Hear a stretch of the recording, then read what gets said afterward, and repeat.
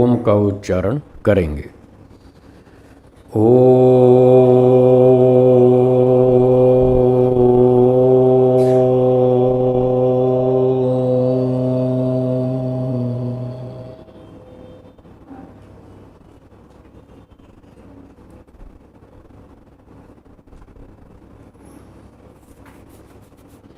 कल हम योग दर्शन के चौथे पाद का अध्ययन कर रहे थे।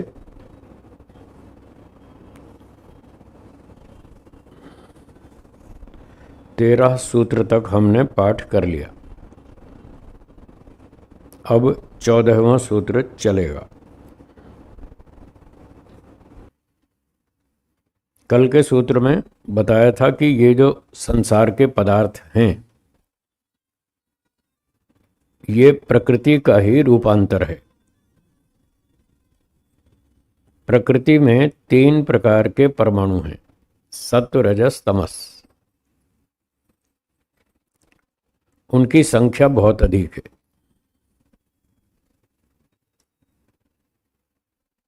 और वो परमाणु बहुत सूक्ष्म हैं, बहुत छोटे हैं।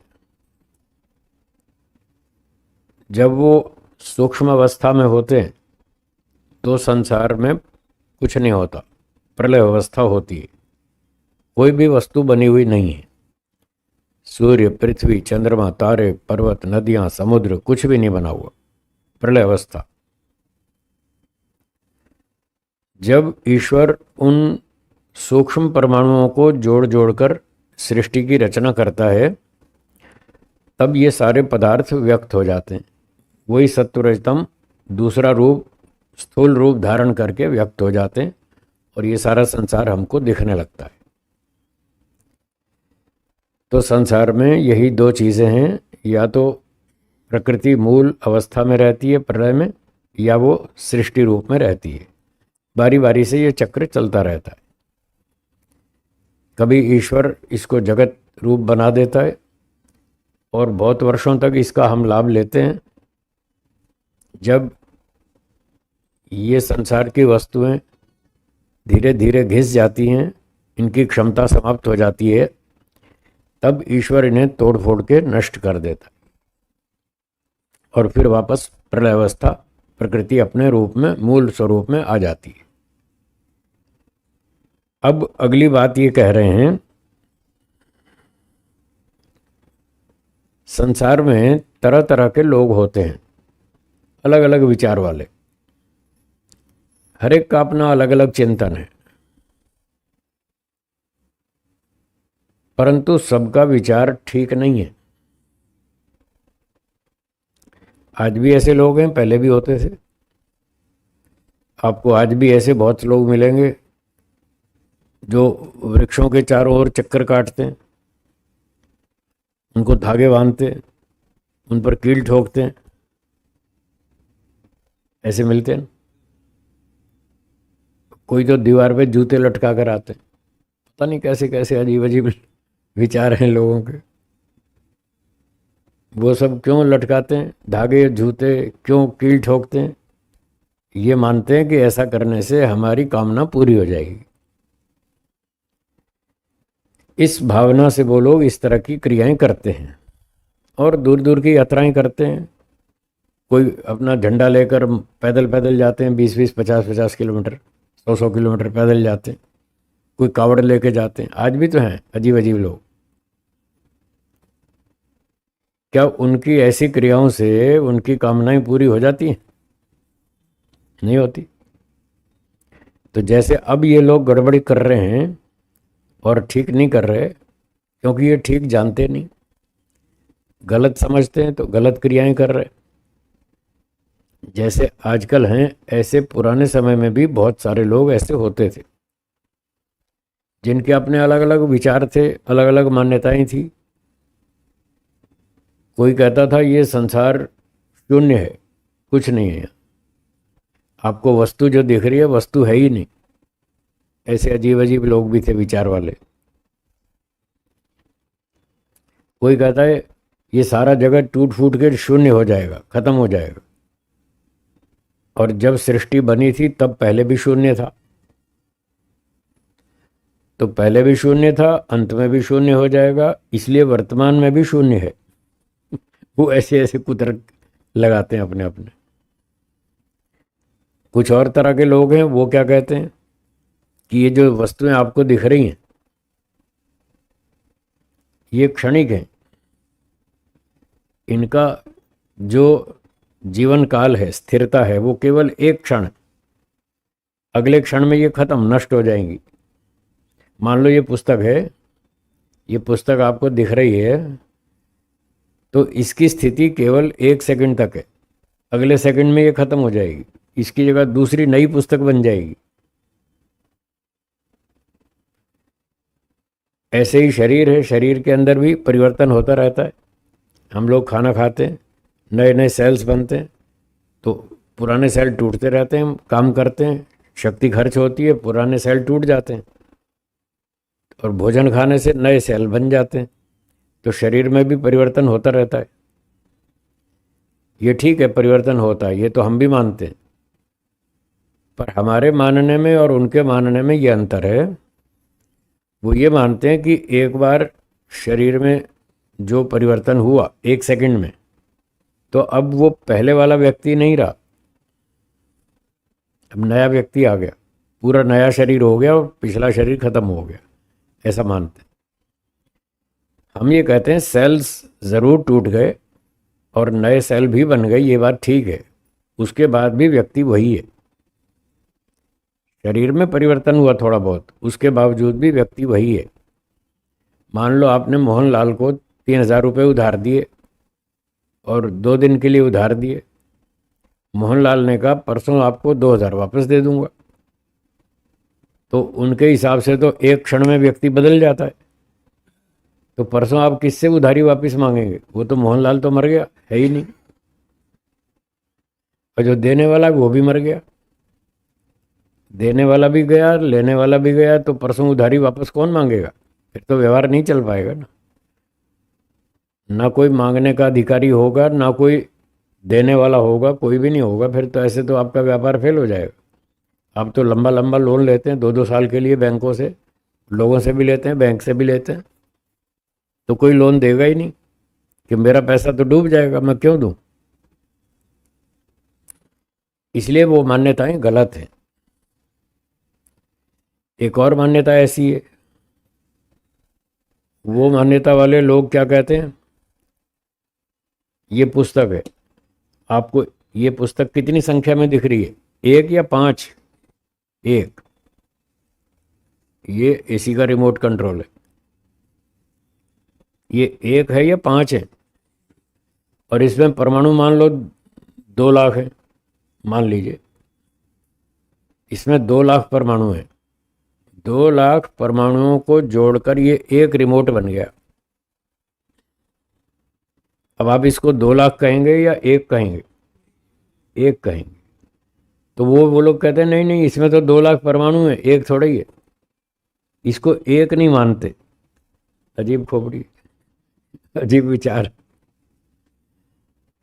वो कहते हैं ये अनेक टुकड़ों का, 2,000 अवयवों का समुदाय है, इसमें 2,000 हैं, इसलिए 1 को नहीं मानते। और हम वैदिक पक्ष वाले 1 को मानते हैं। हम कहते हैं ये एक रिमोट है, एक वस्तु है, एक पुस्तक है, एक कुर्सी है, एक टेबल है, एक पेन है, एक फ़ोन है, एक कंप्यूटर, हम उसकी संख्या 1 मानते हैं। तो ये दोनों में अंतर है। तो जो गड़बड़ सिद्धांत वाला व्यक्ति है उसको बोलते हैं पूर्व पक्षी। क्या बोलेंगे? पूर्व पक्षी। पूर्व पक्षी कहता है कि संसार में एक वस्तु कुछ नहीं है, सब कुछ अवयवों का झुंड है, समुदाय है, एक नाम की कोई चीज़ नहीं। कार है तो भी वो बहुत सारे पुरुषों का समुदाय है, एक कार नहीं कहता वो, हम कहते हैं वो एक है। तो जब वो ऐसा कहता है कि ये बस अनेक अवयवों का संघात है, झुंड है, समुदाय मात्र है, तो इस गलत बात का उत्तर देने के लिए अगला सूत्र। अब अगला सूत्र देखिए, 14वां। बोलिए, परिणाम एकत्वात् वस्तु तत्वम्।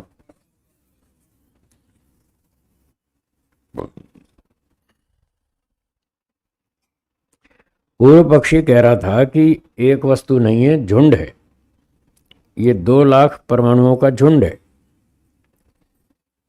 सिद्धांति ने कहा, जो इसका उत्तर देता है सिद्धांति, उसको सिद्धांति कहते हैं, जो उत्तर देता है, जो वैदिक पक्ष है, सही पक्ष है, उसको बोलते हैं सिद्धांति। तो सिद्धांति ने कहा कि ये ठीक है, हम भी मानते हैं इसमें 2 लाख अवयव हैं, 2 लाख टुकड़े हैं, हम भी मानते हैं। पर इसके बावजूद भी 2 लाख को जोड़ने के बाद अब वो एक बन गया। जब बना नहीं था तब तक वो 2 लाख टुकड़े थे। यहाँ तक तो ठीक है आपकी बात, हम भी स्वीकार करते हैं। लेकिन जब सब टुकड़ों को जोड़कर असेंबल कर दिया और ये अब जो वस्तु बन गई, इसका नाम अब एक रिमोट है। अब ये 2 लाख टुकड़े नहीं है। आप बाजार से एक रिमोट मंगाएं, अपने बेटे से कहें जाओ बेटा ये फलाने एसी का रिमोट लेते आना, तो आप क्या कहेंगे? 2 लाख टुकड़े लेते आना, ऐसा बोलेंगे? या एक रिमोट लाना, क्या बोलेंगे? इसलिए उनकी बात गलत है। हम व्यवहार एक संख्या में करते हैं कि एक रिमोट लाना, एक पुस्तक खरीद लाना, दूध के 2 पैकेट लाना, 5 पैकेट लाना। तो इसलिए जब उन 2 लाख को जोड़ दिया तो वो एक वस्तु बन गई। दर्शन शास्त्र की भाषा में इसको बोलते हैं अवयवी। क्या बोलेंगे? अवयवी। जिसमें अनेक अवयव हों, उसको अनेक अवयवों को मिलाकर जो बन गया उसका नाम है अवयवी। तो अवयवी एक होता है, अवयव उसमें बहुत हो सकते हैं, 2 लाख, 2,000, 5,000, 20,000, 2 करोड़, 20 करोड़, कितने भी हो। जो उसके खंड हैं, टुकड़े हैं, वो अवयव। और उन अवयवों को सबको मिलाकर जब हम एक बोलते हैं तो उसका नाम अवयवी। अवयव तो एक है नहीं, और हम तो व्यवहार एक संख्या से करते हैं। एक व्यक्ति कहता है आज मैं एक चश्मा खरीद के लाया, आज मैं एक मोबाइल फ़ोन खरीद के लाया, तो एक ही बोलता है। झुंड खरीद के लाया अवयवों का, ऐसा कोई नहीं कहता। ठीक है, तो ये हो गया परिणाम एकत्वात्। उन सारे अवयवों को मिलाकर जो उसका परिणाम हुआ वो एक हुआ, एक वस्तु बन गई। इसलिए वस्तु तत्व, इसलिए उसको हम एक वस्तु बोलते हैं। वो वास्तविक है, वो सच्चाई है। हाँ जी बोलिए। ठीक है, समझ में आया? प्रश्न है तो बोलो, या समझ में आया फिर बोलूं? फिर बोलूं? अवयव और अवयवी। अवयवी एक होता है, अवयव अनेक होते हैं।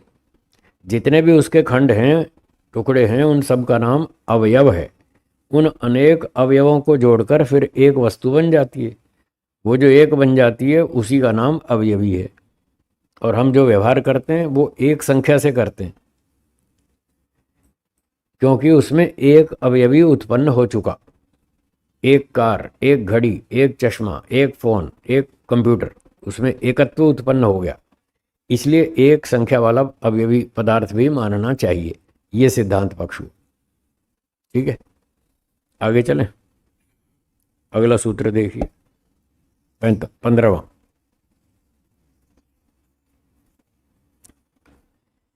अब इस सूत्र में कह रहे हैं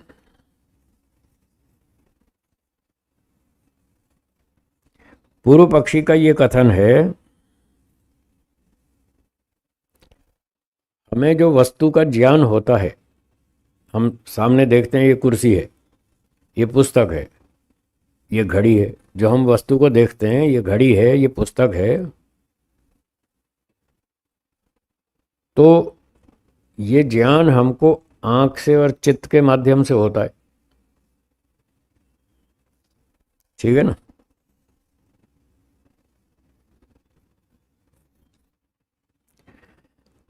तो ज्ञान हमको चित्त के माध्यम से होता है। तो पूर्व पक्षी क्या मानता है कि वो जो वस्तु है, कोई कुत्ता है, कोई मनुष्य है, जो भी वस्तु है, वो वस्तु और हमारा चित्त दोनों एक ही है। वस्तु का अस्तित्व अलग नहीं है, चित्त का अस्तित्व अलग नहीं है, दोनों एक ही हैं। क्यों एक हैं?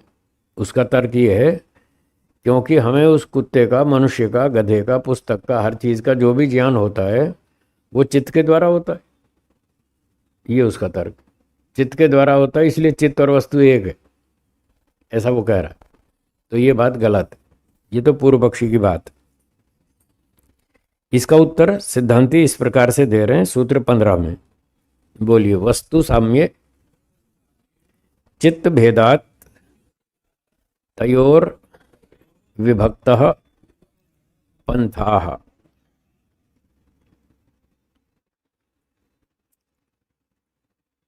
सिद्धांती कह रहे हैं महर्षि पतंजलि जी, वस्तु साम्य, वस्तु समान होने पर भी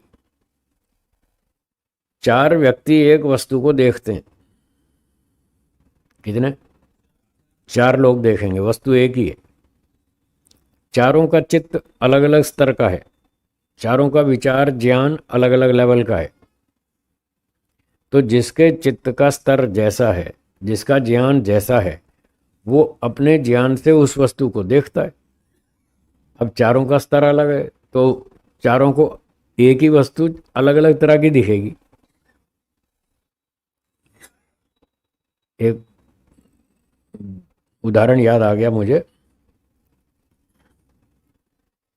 एक जगह पर एक चित्र प्रदर्शनी लगी हुई थी, पिक्चर एग्जीबिशन, फोटो। चित्रकार ने अपनी एग्जीबिशन लगाई जो उसने चित्र बनाए थे। तो एग्जीबिशन में एक फोटो लगी थी जिसमें एक व्यक्ति ऐसे उदास सा बैठा था, इस तरह से ऐसी फोटो थी। कोई व्यक्ति 20 साल का, मान लो 18-20 साल का व्यक्ति ऐसे उदास बैठा था। तो एक वकील साहब आए, अब देखने वाले आए दर्शक। तो वकील साहब ने देखा ये बेचारा उदास बैठा ही हूँ। तो उन्होंने क्या सोचा, लगता है कोई मुवक्किल है, मुकदमा हार गया बेचारा, इसलिए दुखी बैठा है। ये मुकदमा हार गया बेचारा, इसलिए दुखी बैठा है। अब उसी चित्र को एक डॉक्टर साहब ने देखा। एक डॉक्टर साहब आए, उन्होंने क्या सोचा, लगता है रोगी है बेचारा, इसलिए दुखी बैठा है। एक विद्यार्थी आया, उसने देखा उस चित्र को, उसने सोचा लगता है परीक्षा में फेल हो गया, इसलिए दुखी बैठा है।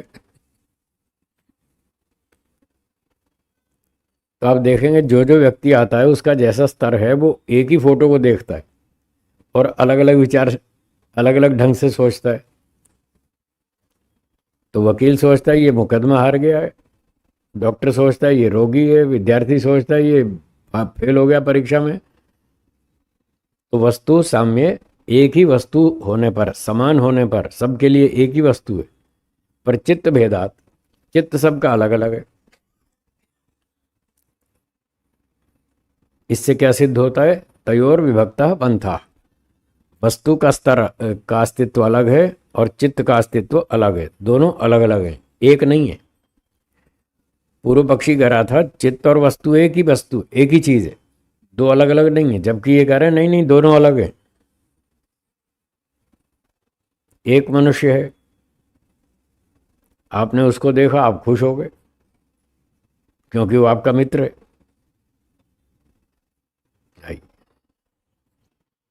एक मनुष्य को लालचंद जी ने देखा, लालचंद जी खुश हो गए, क्यों? वो उनका मित्र है इसलिए। अब जिसको देखकर ये खुश हो रहे हैं, उसी को देखकर एक दूसरा आदमी दुखी हो रहा है, उसको गुस्सा आ रहा है, वो उसका दुश्मन है। व्यक्ति एक ही है।